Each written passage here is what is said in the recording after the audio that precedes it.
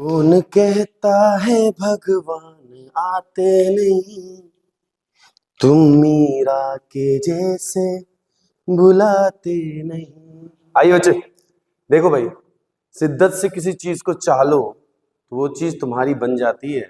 ठीक है। कौन कहता है कि तुम उस मुकाम तक नहीं पहुंच सकते, बशर्ते तुम में जिद होनी चाहिए। बच्चों आइए बच्चों, मेटल्स नॉन मेटल्स जो चैप्टर है, इसके हम लोग शॉर्ट वीडियो ला रहे हैं आपके लिए, ताकि आप जल्दी जल्दी इसको कंसल्ट कर सको, सीख सको। कुछ है नहीं इस चैप्टर में, 3 पार्ट में वीडियो को लाऊंगा मैं। पहले प्रॉपर्टीज ऑफ मेटल्स, फिर दूसरा नॉन मेटल्स, फिर नेक्स्ट आगे बनाऊंगा मेटलर्जी। अपने आप चैप्टर खत्म हो जाएगा। देखिए सिलेबस में है क्या आखिर इस चैप्टर में, देखिए सिलेबस आखिर है क्या। मेटल्स नॉन मेटल्स में सिलेबस का अगर मैं ध्यान दूं, सिलेबस पर अगर मैं थोड़ा ऑब्जर्व करूं, तो मेटल्स नॉन मेटल्स में जो सिलेबस में ये देख पा रहा हूं कि सबसे पहले आपको पढ़ना है properties of metals and non metals, फिर थोड़ा ध्यान देना है रिएक्टिविटी सीरीज पर, फिर आपको ध्यान देना है फॉर्मेशन ऑफ आयनिक कंपाउंड्स पर, और ध्यान देना है metallurgic process, and the last and the easiest one is the convert, that is corrosion and its prevention। बच्चों, my target is to give the best for you। Notes बनाइए, ठीक है, screenshot लीजिए, और अगर नोट्स की नीड हो मुझ तक पहुंचिए। आइए बच्चों, इस क्लास में सबसे पहले मैं प्रॉपर्टीज ऑफ मेटल्स में बात करूं तो प्रॉपर्टीज ऑफ मेटल में कई ऐसी बातें हैं जिसको डिस्कस करना चाह रहा हूं, लेकिन सबसे पहले जो इंपॉर्टेंट बात मैं आपको यह बताना चाहूंगा बच्चों कि रियलिटी में मेटल्स आखिर है क्या। मेटल्स की अगर हम बात करते हैं तो मेटल्स की डेफिनेशन बच्चे से कभी पूछे तो बच्चे बोले metal is hard, metal is sonorous. अरे भाई साहब, ये डेफिनेशन नहीं है। मेटल का एग्जैक्ट डेफिनेशन ये है, द मेटल आर द दो substance which are ability to lose the electron. Understood? To lose the electrons, electron को लूज करने की कैपेसिटी होती है मेटल्स। ठीक है। और जैसे वो इलेक्ट्रॉन लूज करता है तो उसके चांद पर आ जाता है plus charge that behave like as a cation. ठीक है, जो कि पॉजिटिव चार्ज कैरी कर लेता है। अंडरस्टूड? तो बेटा इस बात को भूलना नहीं कि what is the metals. If someone ask you what is the metal, metals simply you can say metal are दो substance which are ability to lose the electrons, once they lose the electrons. जैसे मान ले कोई atom है, ठीक है, उसके पास electron भी है और प्रोटॉन भी है, ठीक है, अगर वो बार बार इलेक्ट्रॉन लूज करेगा तो उसके पास क्या बचेगा? ऑब्वियस है, वो उसके पास जो पोलैरिटी बचेगा वो प्लस पोलैरिटी बचेगा। Am I right? So that metal is must be behave like as a positive and it's known as the electropositive। इसलिए हम लोग लिख देते हैं कि मेटल कैसा बन जाता है, इलेक्ट्रोपॉजिटिव। अगर नॉन मेटल की बात करते हैं तो नॉन मेटल वो होते हैं बेटा जिसका मेन काम क्या होता है कि इलेक्ट्रॉन को क्या करना, गेन करना। Once they gain the electron, it's उसके सर पे, उसके चांद पे क्या जाता है, माइनस। तो जब भी आप पोलैरिटी माइनस वाला जब भी कभी देख लेना, किसी के सर पे अगर माइनस दिख जाए, 100% वो कौन है, नॉन मेटल। ज्यादातर गैसेस जो होते हैं बेटा नॉन मेटल होता है। Is it clear? यहां तक बातें क्लियर? इसलिए हम लोग इसको क्या कहते हैं, electronegative. O2 minus, N2 minus, ये सब चीजें जो भी तुम देखोगे माइनस वाला पोलैरिटी जितने भी होंगे सबके सब इलेक्ट्रोनेगेटिव होता है। अच्छा, यहां तक स्क्रीनशॉट ले लीजिएगा। फिजिकल प्रॉपर्टीज में सबसे इंपॉर्टेंट है डेफिनेशन अपने लैंग्वेज में बना के लिख सकते हैं, जो भी अभी आपको मैंने बोला, वीडियो को स्लो करके पढ़ लीजिएगा। ठीक है, आगे बढ़ते हैं बेटा। अब फिर बात आती है प्रॉपर्टीज में। तो प्रॉपर्टीज डिफरेंट तरह से पढ़ते हैं हम लोग। फिजिकल स्टेट, ठीक है, physical state that is the उसके जो नेचर के साथ सॉलिड, और अगर वो सॉलिड है तो सॉलिड में वेरिएशंस क्या होता है, मेटल्स आर जनरली सॉलिड, और उसके एक्सेप्शंस को याद करना है भाई। बच्चे ना पढ़ तो लेते हैं सोनरस है, ये है, दुनिया है, दारी है, बट उसके ना एक्सेप्शंस को नहीं पढ़ते हैं। तो बेटा एक्सेप्शन को पढ़ने की जिम्मेदारी आपकी। Is it clear? यहां तक समझ में आया? तो मेटल्स में generally are solid, that is like different metals are solid, everyone knows iron, gold. लेकिन हमें एग्जाम में ये नहीं पूछेगा, बोर्ड एग्जाम में हमें एग्जाम में ये पूछेगा बेटा, हमें एग्जाम में ये पूछेगा ऐसा कौन सा मेटल है जो सॉलिड नहीं होता, लाइक अ मरकरी, ठीक है, लाइक अ गैलियम, ठीक है। This all are the examples. There are different types of examples in your CBSE book. तो first of all you follow the NCERT। Understood?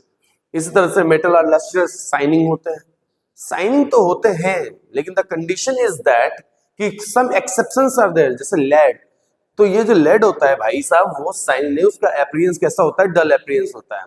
ठीक इस तरह से हार्डनेस की बात करें तो सोडियम और पोटेशियम आराम से चाकू से कट जाता है। कई बार बोर्ड में पूछेगा ऐसा कौन सा मेटल है जो चाकू से टक करके कट जाए, तो समझ लेना पक्की बात किसकी चल रही है, सोडियम की। ठीक है, ठीक है, ऐसे ऐसे कई सारे एग्जांपल्स तुम पढ़ लोगे।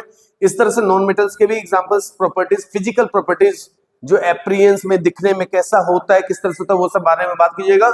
लेकिन आपको ध्यान में होना चाहिए नॉन मेटल सॉलिड भी होता है, लिक्विड भी होता है और गैस भी होता है। एग्जाम्पल के तौर पर मैंने यहाँ डिस्कस कर दिया है, जैसे सॉलिड के बिहाफ पे कार्बन एंड फॉस्फोरस, इस तरह से लिक्विड के बिहाफ पे ब्रोमीन और गैस के बिहाफ पे क्लोरीन एंड ऑक्सीजन। ये सब बातें ध्यान रखिएगा।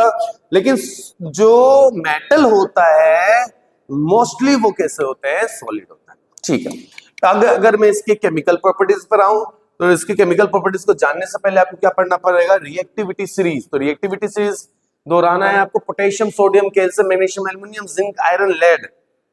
नेक्स्ट हाइड्रोजन, कॉपर, ये मरकरी, सिल्वर। ठीक है, ये सब बातों को, एंड गोल्ड एंड प्लेटिनियम, इन सबको याद करने के लिए बेसिक सा तरीका है, हर बच्चे जानते हैं कि सर इस तरह से याद करवाते हैं।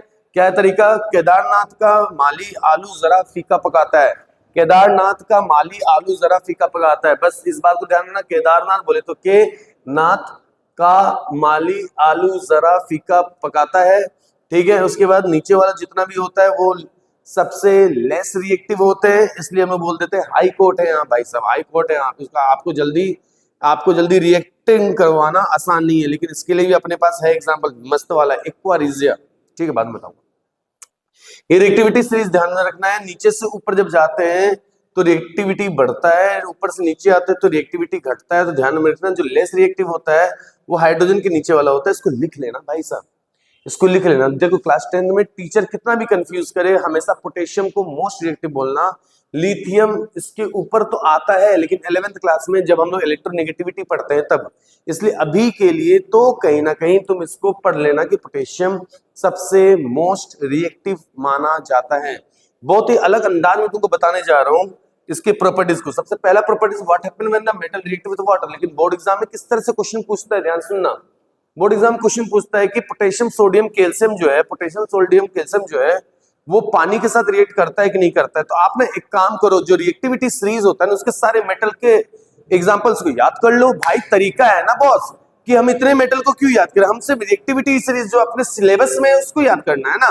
तो सिलेबस को साइड में लिख दिया और सबको कंपैरिजन करके जानना शुरू कर दिया। जैसे जानना स्टार्ट करेंगे तो पोटेशियम सोडियम एंड कैल्शियम भूलना नहीं, पोटेशियम सोडियम एंड कैल्शियम, बोलो बोलो मेरे साथ, पोटेशियम सोडियम कैल्शियम ये हमेशा ठंडा पानी से रिएक्ट करता है। किससे करता है, ठंडा पानी से रिएक्ट करता है। किससे करता है रिएक्ट, ठंडा पानी से रिएक्ट करता है भाई साहब। ठीक है, कोल्ड वाटर से रिएक्ट करता है।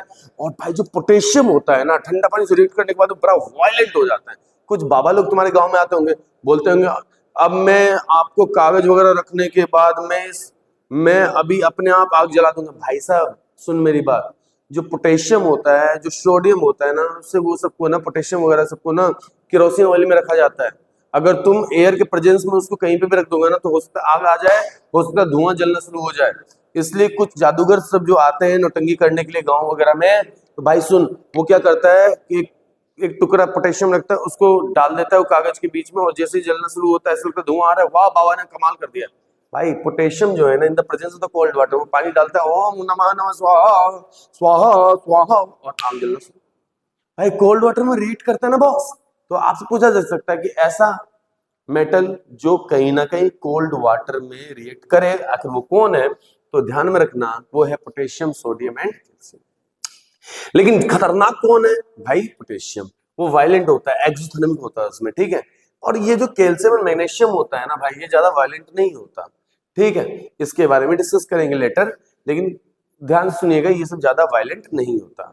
ठीक है, अगर मैं मैग्नीशियम की बात करूं तो उसका रिएक्शन के बारे में बात करेंगे। वो नॉर्मली वाटर से रिएक्ट कर जाता है, लेकिन इसके दो रिएक्शंस हैं जो आपको मैं पढ़ाऊंगा according to the NCERT. Okay, उसके बाद एल्युमिनियम जिंक एंड आयरन, ध्यान सुनना, aluminium zinc and iron, aluminium zinc and iron ये कभी भी ठंडा पानी नॉर्मल पानी से नहीं रिएक्ट करता, ना गर्म पानी से रिएक्ट करता, वो करता है स्टीम से रिएक्ट। किससे रिएक्ट करता है बेटा? स्टीम से रिएक्ट करता है। स्टीम अलग है, पानी अलग है, ठंडा पानी अलग है, गर्म पानी अलग है। स्टीम एक भाप है, अंडरस्टूड? स्टीम में क्या है? एक तरीके का भाप है। अब वो भाप के प्रेजेंस में ही वो रिएक्ट करता है। कौन कौन? एल्युमिनियम जिंक और आयरन। भाई साहब उसके नीचे वाले जितने लोग थे हाइड्रोजन को तो हटाई दो, लेड कॉपर ये सब जितने लोग थे वो सब के सब वाटर से रिएक्ट बच्चे नहीं करता। इस बात को नोट डाउन कर लेना, इस तरीके से पढ़ो कि नंबर आए पूरा का पूरा भाई साहब, ठीक है। आगे सुनो। उसके बाद हम लोगों ने देखा कि कहीं ना कहीं अभी जितने भी रिएक्शंस हमने अभी जस्ट सिखाया आपको, उसके बिहाफ पे डाटा आपके सामने आ रहे हैं मेरे बच्चों। इसको नोट्स के तौर पे याद रखना कि अगर मैं डिटेलिंग पोटेशियम सोडियम को बताया तो पोटेशियम सोडियम के बिहाफ पे सर ने क्या समझाया, वही चीज लिख दिया सर ने एक्सप्लेन और एक्सप्रेस करते हुए। देखो यहाँ पे साफ साफ लिखा है पोटेशियम सोडियम जैसे रिएक्ट करें, कितना इजी रिएक्शन देखना, K plus H2 gives KOH, K plus H2 gives KOH। बच्चे जानते हो, एक बार एग्जाम में बोला गया potassium is the most reactive, okay understood, but sodium भी तो रिएक्टिव है ना, सोडियम भी रिएक्टिव है, माना वायलेंट नहीं है, रिएक्टिव तो है ना, ठीक है। तो पूछा गया KOH और NaOH में किंग ऑफ बेस कौन है, तो भाई भूलना मत, जो NaOH होता है ना उसका pH 14 होता है, और जिसका pH 14 होता है ना भाई साहब समझ लो खतरनाक होता है बेस के रूप में, इसलिए किंग ऑफ बेस जो KOB बोला जाता है, किंग ऑफ बेस, ये सोडियम हाइड्रोक्साइड होता है, NaOH नहीं होता भाई साहब, भूलना मत इस बात को, ठीक है, क्योंकि उसका pH होता है 14। तो रिएक्शन तो बड़ा इजी है भाई, ठीक है, स्क्रीनशॉट ले लो। Heat rises the upward and burns due to the large amount of energy, सबको पता है ये बात। Potassium sodium also catches fire, तुमको बताया ना, वो कागज रख दिया, लकड़ियां रख दिया उसके बीच में, जैसे पोटेशियम सोडियम रख दिया, तो in the presence of oxygen, in the presence of water, they must be react, ठीक है। एक्सोथर्मिक रिएक्शन होता है, large amount of heat release करता है, everyone knows this, all data को भूलना नहीं है, नहीं तो पाप लगेगा। कैल्शियम अभी समझाया था, कैल्शियम के बिहाफ पर आपको दिमाग में रखना है कि फॉर्मूला तो बहुत बेसिक है, Ca+2H2 गिव CaOH का होल ट्वाइस, जिसको स्लाइड लाइन बोलते हैं, और H2 के साथ आउटपुट H2 आपको देखने के लिए मिलेगा ही मिलेगा, बुलबुल बुलबुल टाइप का H2 तुमको देखने के लिए मिलेगा, और उसका साउंड होता है H2 का क्या, पॉप साउंड, भूलना नहीं इस बात को, ठीक है। H2 गैस जो होता है वो ये upward in the form of the bubbles, everyone knows, okay. और जो कैल्शियम होता है ना पानी के साथ स्टिकी होता है, चिपक सा जाता है, ठीक है, स्टिकी होता है, पानी से चिपक सा जाता है, इसलिए हमने यहाँ पे लिखा है sticky calcium with itself and hence CaOH का होल ट्वाइस फॉर्म कर देता है वो, ठीक है। ना ही कोई खतरनाक फायर, ना ही सो वायलेंट, लेकिन अंदर बहुत ही जला होता है भाई साहब। चूना पानी याद है, चूना पानी अंदर डुडु करता है, उसमें कभी हाथ मत डाल देना भाई, नहीं तो बाकी बातें तुम समझदार हो, ठीक है। हाथ ही नहीं रहेगा तो करोगे क्या खाना क्या खाओगे, है ना। ओके ओके मेरे बच्चे, यहाँ तक तो बातें क्लियर, यहाँ तक का स्क्रीनशॉट ले लीजिए जल्दी से, ठीक है। आगे लेक्चर को बढ़ाता हूँ। तो ये तीनों रिएक्शन इंपॉर्टेंट था, पोटेशियम सोडियम कैल्शियम भाई छाप लो, ठीक है। उसके बाद बात करते हैं मैग्नीशियम का। भाई मैग्नीशियम जब वाटर के साथ रिएक्ट करता है तो हो सकता है मैग्नीशियम ऑक्साइड ला दे या मैग्नीशियम हाइड्रोक्साइड ला दे, डिपेंड करता है एग्जाम में क्या पूछ रहा है आपसे, अंडरस्टैंड। अगर मैग्नीशियम ऑक्साइड पूछ रहा है तो Mg+H2 से मैग्नीशियम ऑक्साइड आ सकता है, लेकिन उसमें H2 रिलीज होगा। अगर Mg+H2 करोगे तो मैग्नीशियम हाइड्रोक्साइड, जिसको मिल्क ऑफ मैग्नीशिया कहते हो, जो बहुत ही बेसिक होता है, उसके साथ H2 रिलीज होगा। लेकिन ये रिएक्शन ही लिखना, ये रिएक्शन ही लिखना एनसीईआरटी के हिसाब से, ये रिएक्शन ही इंपॉर्टेंट और स्टार्टिंग इनिशियल इंपॉर्टेंट रिएक्शन है, ठीक है। एल्युमिनियम जिंक एंड आयरन के बारे में पता है तुमको कि ये स्टीम से ही रिएक्ट करता है। Steam is different thing, hot water is different thing, cold water is different thing, understood. Steam is like अ भाप, बाप नहीं भाप, भाप बोल रहा हूँ। स्टीम से रिएक्ट करता है, फार्मूला बन जाता है Al2O3 ZNO, फिर रख लो, खा लो, जितना ज्यादा जरूरी हो याद कर लो, ठीक है। अच्छा सर समझ गए हम लोग, यहां तक कोई समस्या नहीं है। अब सुनना, ये तो था कहानी कहीं ना कहीं पानी से रिलेटेड की वाली बातें। अब बात रखिएगा कि मेटल अगर एसिड के साथ रिएक्ट करता है तो बच्चे जानते हैं कि एक सॉल्ट और हाइड्रोजन गैस रिलीज होता है, लेकिन बच्चे इसमें कुछ एक्सेप्शंस हैं। लेकिन उससे पहले आपको याद रखना है कि शुरुआत वाले मेटल जो बहुत ही ज्यादा रिएक्टिव है उसको रिएक्ट करवा दो, जिंक प्लस सोडियम प्लस, ये लाइक दैट, ठीक है। उसको कहीं ना कहीं एसिड के साथ रिएक्ट कराना शुरू करो तो हाइड्रोजन गैस निकलेगा, ये तुम पहले भी पढ़ चुके हो एसिड बेस एंड सॉल्ट में, ठीक है। एक सीरीज को याद रखिएगा, ठीक, अच्छी बात है सर। एक्सेप्शन क्या है कि भाई साहब मैग्नीज और मैग्नीशियम ये नाइट्रिक एसिड के साथ हाइड्रोजन गैस रिलीज नहीं करता, लेकिन कहीं ना कहीं ये रिलीज कर तो सकता है, लेकिन इसके लिए कंडीशन ये सामने में रखा हूं, इस पर चर्चा एक्सेप्शन हम लोग करेंगे लास्ट में डिस्कस, लेकिन इसको नोट डाउन कर लेना भाई, बहुत ही इंपॉर्टेंट है। ऐसा क्यों होता है कि ये दो मेटल इससे जब रिएक्ट करता तो हाइड्रोजन गैस रिलीज नहीं करता, बट वहीं पर इसको अगर हाइड्रोजन गैस से रिलीज करवाना है तो ऐसा क्या फंडामेंटल रूल लगाया जाएगा, ऐसा क्या हो जाता है, तो इस बारे में चर्चा होंगी बाद में। लेकिन आप इस क्वेश्चन को नोट डाउन कर लीजिएगा, why magnesium and manganese are not easily liberated hydrogen gas when it react with the HNO3। Note down कर लीजिएगा ध्यान से। उसके बाद बेटा एक्वारिजिया, ध्यान सुनना। एक्वारिजिया एक सॉल्यूशन है। देखो कई ऐसे मेटल आपने देखा जो कि कहीं ना कहीं कि डिफरेंट सॉल्यूशन में कहीं ना कहीं रिएक्ट नहीं हुआ, तो भाई उसके लिए तो हमें कुछ ना कुछ जहर बनाना पड़ेगा ना, जिसमें वो मेटल को क्या कर दे, कर दे, मतलब रिएक्ट कर दे। तो उससे बना गया एक्वारिजिया, जिसको बोलते हैं रॉयल वाटर। भाई रॉयल स्टैग नहीं बोल रहा हूँ, रॉयल वाटर बोल रहा हूँ। रॉयल स्टैग वो होता है दारू पीनी है, वो रॉयल स्टैग नहीं, रॉयल वाटर। एक्वारिजिया को कहते हैं रॉयल वाटर। इसका रेशियो कितना होता है, 3:1, 3:1। और वो किस दोनों चीजों का मिक्सचर होता है, HCl और HNO3। इन दोनों का खतरनाक मिक्सचर से मिल करके तैयार होता है रॉयल वाटर। भाई भूलना नहीं। तो यही लिखा हुआ है, gold and platinum do not react with any pure strong acid like HCl, like HNO3H2SO4। ये इतनी आसानी से रिएक्ट नहीं करता। लेकिन भाई साहब दुनिया में ऐसी चीज कोई नहीं है, मैंने शुरुआत में ही कहा था ना, शिद्दत से किसी चीज को चाहो तो वो चीज पूरा का पूरा होना ही है। जिद होनी चाहिए। जिद होने के लिए साइंटिस्ट ने दिमाग लगाया कि कहीं ना कहीं ये सारे के सारे तो नोबेल मेटल्स हैं जो आसानी से डाइल्यूटेड नहीं होंगे, तो उसके लिए बनाया गया एक्वारिजिया। एक्वारिजिया का जो रेशियो होता है 3:1 होता है। ये किसके किसके बीच में होता है, कंसंट्रेटेड HCl और कंसंट्रेटेड HNO3 के बीच में होता है। ये बहुत ही ज्यादा कोरेसिव होता है, खतरनाक होता है ना, जल सा सकता है, तुम बच के रहना उसे। फ्यूमिंग लिक्विड होता है, भाप को भी सूंघने में दिक्कत होगी, नाक जल जाएगा भाई, अंदर तक जल जाएगा, सूंघना मत, ठीक है। अब आपको इस बात को ध्यान में रखिएगा कि एक्वारिजिया क्या होता है और रॉयल वाटर क्या होता है। ये रिएक्शन बस ध्यान में रखना कि जब HCl प्लस HNO3 रिएक्ट करते हैं NOCl मिलता है। भाई ये सब चीजें इसलिए याद रखिएगा क्योंकि कई बार ये कंपाउंड्स वगैरह के नाम पे पूछ लेता है, ठीक है।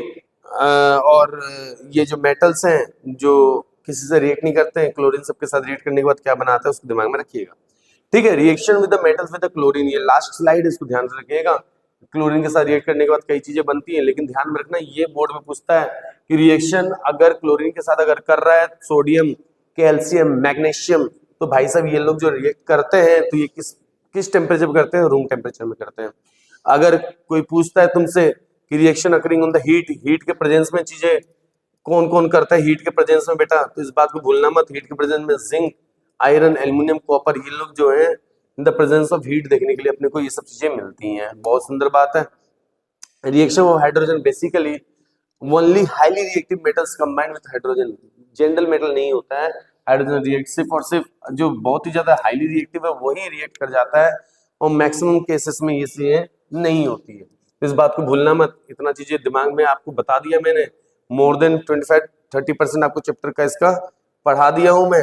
अब जो रेस्ट जो टॉपिक है जिसमें से ये लास्ट टॉपिक है डिफरेंट सॉल्ट के साथ, ये तुमने पहले भी पढ़ रखा है कि जिंक अगर कॉपर सल्फेट के साथ रिएक्ट करेगा तो क्या बनेगा। भाई देखो जब भी कोई मेटल अगर किसी सॉल्ट के साथ रिएक्ट करता है, जब भी कोई मेटल किसी सॉल्ट के साथ रिएक्ट करता है, तो भाई ध्यान रखना colour are the important, colour are the important. जैसे कॉपर का कलर याद रखने का तरीका है CuB कब कब कब किसका बच्चा होता है जानते हो ना, शेर का बच्चा है ना, आई थिंक सो, लायन का बच्चे को कब बोलते हैं, CuB कब। देखो मैंने लिखा हूँ CuB कब, कब मतलब कॉपर, CuB कब कब मतलब कॉपर। कॉपर का कलर अक्सर क्या होता है, blue.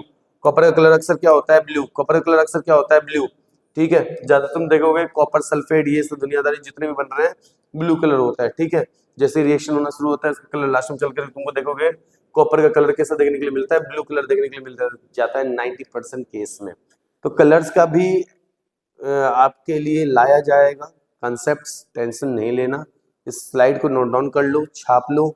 Double displacement reaction based concept से ही है, जहां पे डिफरेंट मेटल्स डिफरेंट सॉल्ट के साथ रिएक्ट करता है। लेकिन इस बात को ध्यान में रखिएगा, ये जिंक अगर कॉपर को रिप्लेस कर रहा है 100% जिंक कहीं ना कहीं ज्यादा खतरनाक होगा कॉपर से, इसलिए उसको रिप्लेस करके साइड कर दे रहा है। लेकिन यहाँ पे कॉपर जिंक को साइड नहीं कर पा रहा है, इसलिए यहाँ पे लिखा गया है नो रिएक्शन हैपेंस। अंडरस्टूड।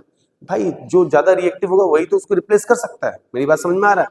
भाई कितना भी दुनिया क्यों ना मुझसे जले, अगर मुझे रिप्लेस करना है तुम्हें मुझसे ज्यादा खतरनाक पढ़ाना पड़ेगा, मेहनत करना पड़ेगा, तब जाके तुम मुझे रिप्लेस करोगे। बच्चों को बेवकूफ नहीं बना सकते हो, ठीक है, 9 10th वाले और 11 12th वाले बच्चों को बेवकूफ नहीं बना सकते हो, ठीक है, चाहे तुम कितना भी ये बोल दो केमिस्ट्री वो है केमिस्ट्री यो है, ऐसा नहीं है, ठीक है, आपको मेहनत करना पड़ेगा, आपको जीतना पड़ेगा, आपको रिएक्टिव बनना पड़ेगा कंसेप्ट्स के बिहाफ पे, ठीक है। तो यहां ध्यान दीजिएगा, जिंक अगर ये कहीं ना कहीं रिएक्टिव है कॉपर से, इसलिए उसको रिप्लेस किया, कॉपर वहीं जिंक से ज्यादा रिएक्टिव नहीं था तो उसको रिप्लेस नहीं कर पाया, रिएक्शन नहीं हो पाया। कॉपर इसको रिप्लेस करके फॉर्मुलेशन बनाया, आयरन कॉपर को रिप्लेस करके फॉर्मुलेशन बनाया, ये डाटा को रखिएगा याद। In the next class we discuss about the properties of what, properties of non metals, properties को डिस्कस करेंगे next class. Till then Jai Hind जय भारत, थैंक यू क्लास। बच्चों साथ रहिए, मेहनत करिए, विश्वास रखिए, एक से बढ़कर एक कंसेप्ट लाऊंगा आपके लिए, बस अपने दोस्तों तक शेयर करिए ताकि बच्चे भी मुझे जान सकें, क्योंकि दुनिया ने तो मुझे गुमनाम किया है बच्चों, लेकिन कहीं ना कहीं एक दिन इसी जगह पर अपना नाम आपके ही बलबूते पे बनाऊंगा। जय हिंद जय भारत, थैंक यू क्लास।